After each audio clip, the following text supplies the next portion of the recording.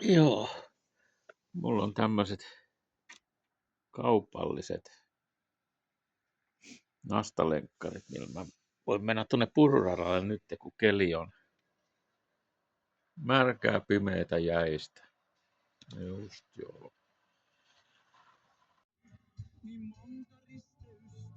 Niin, ja sateistakin tuntuu olevan jäiden lisäksi.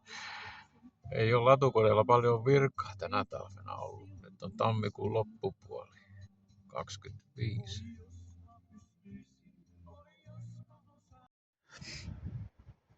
Niin, ja sit kaivetaan esille juoksu- ja kävelysauvat. Noin. Eikä mulla on tämmöiset, mä oon ottanut näistä nämä hihnat pois, koska jos se jää kiven väliin tai kannon taakse, niin sitten kyllä revähtää lihakset. Niin nyt jos jää kiven taakse, niin käsi irtoaa. Ja sitten nämä on vähän pitemmät kuin tavalliset kävelysauvat, koska näillä myöskin juostaan. Semmonen sydämi. Vitsi, pitäisikö mun mennä tonne? Eihän se ole ketään muutakaan.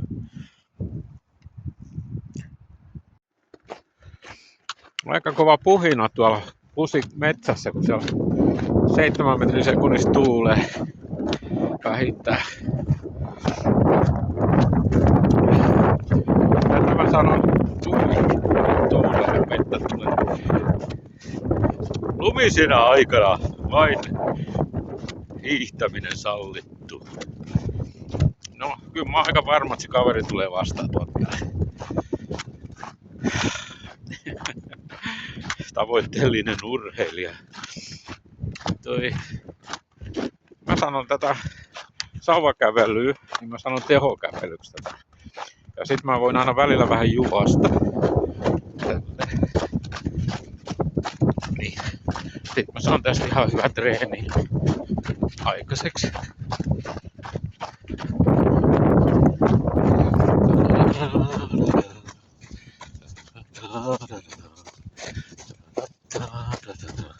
Kyllä täällä on paremmat hiihtokelit takamaastossa. Tuossahan voisi jo mennä.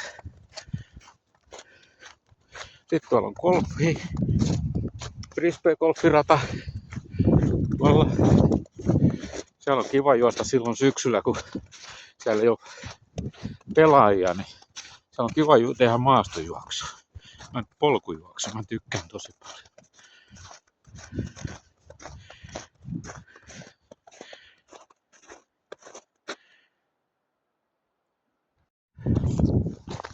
No niin, ei tullut ketään hiihtäjää vastaan. Kuka ei haukkunut, mitä sä täällä kävelet. Hiihtosuunta. Sitten mennään kotiin ja triatlonillahan nämä treenit ei lopu tähän, vaan sitten seuraavaksi on kuntopyörä ja polkupyörätraineri, vähintään tunti 15 minuuttia. On se tämän viikon päivätinki. Ensi viikolla on sitten 5 minuuttia enemmän. Et silleen tää menee tää nousujohteinen harjoittelu kohti kesää.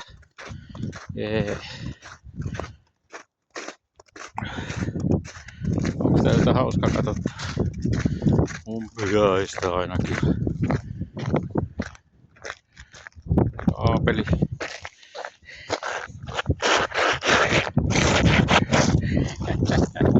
Hemmetin todella hyvät naisbugit niinku oikeesti. Kyllä näillä menee rennolla jalalla.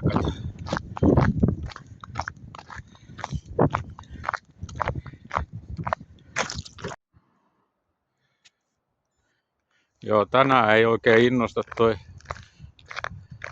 kuntopiiri tuossa laitteessa, koska eilen oli punttisali, uinti ja vesijumppa. Tänään ei oo.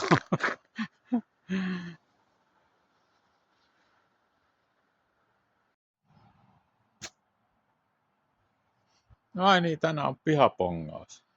Joo, missä tiput ovat? Eikä nyt kun mä oon 2 tuntia treenannut hikiliikuntaa, niin mä haluan tutkia, että onko kylmäaltistuksella parantavia vaikutuksia palauttavia vaikutuksia niin kuin huomisen päivän treeneihin. Tuossa on vähän kipuja. Joo, mutta se ei riitä tämän päivän treenistä täällä. Täällä ei ole lämmintä. Täällä on vielä lämmintä. Ja nyt sitten odotellaan, että milloin alkaa se varsinainen kylmähoito, eli tärinä.